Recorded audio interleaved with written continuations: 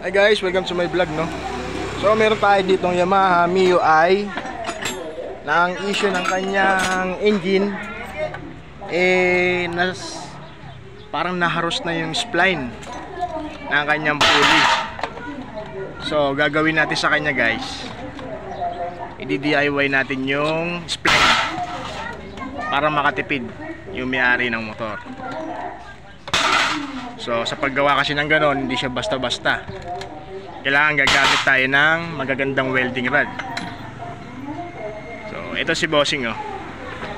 Sir, nung pinagawa mo, sir, mga ilang araw bago nasira? Lang, sir. Pinapasan, sira na. Oh.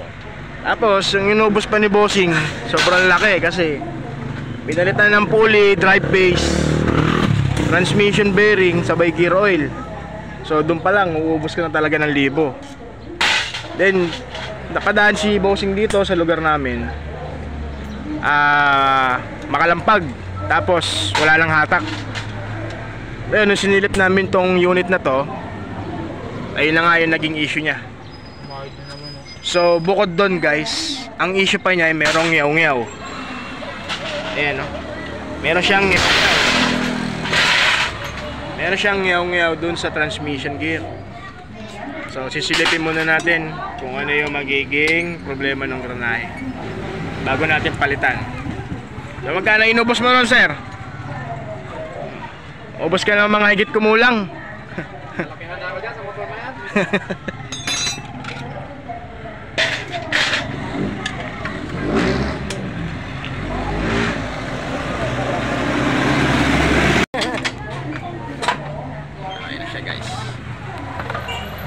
Kaligit mo sa akin. Tinin, ayan guys, oh. Puro siya gas-gas, may mga kain, may mga piruta.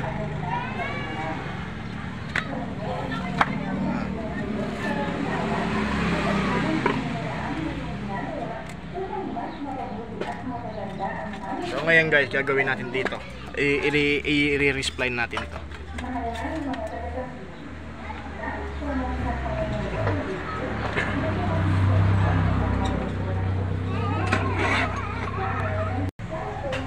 Kaya ito pa, guys, no, pinagpalit din pala si Bossing ng 2PH na pump belt, pero yung kanyang pump belt goods pa. Ayan. Pinagastos ni master. So wala pa siyang bitak, guys. Pati nga yung buo pa yung panloob nito eh. Pinapalitan niya eh. Oh, tama. Pati pa pala to, buo pa pero pinapalitan na. Nandun na bahay yung ano. So ito, guys, niremedyo ko lang to nakaraan. Kapit niya yun. Kaya nagkaganon yan. So ito na siya, guys, to. Natanggal ko na yung pulley nut.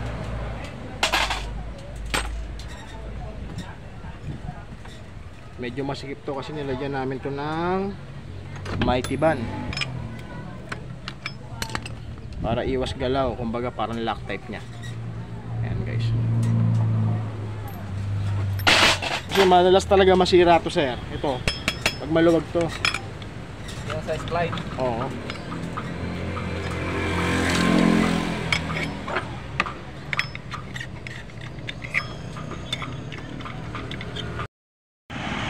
So ito na siya, guys, no. Ito na yung kanyang drive base. Kung mapapansin nyo, halos naubos na yung ipin. Ayan. Haros-haros na siya.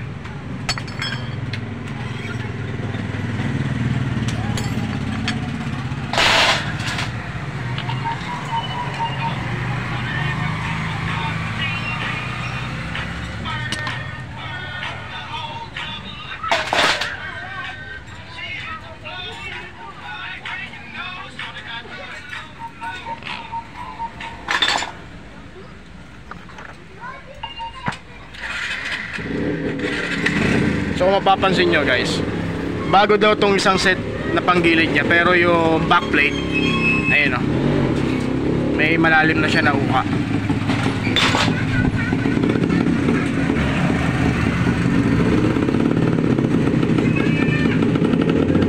ang gagawin natin sa kanya, guys. I-retrieve natin to, then i-respline natin to. Ayan sir, pakinggan mo sir, ikutin ko walang pambel. So may maingay siya guys.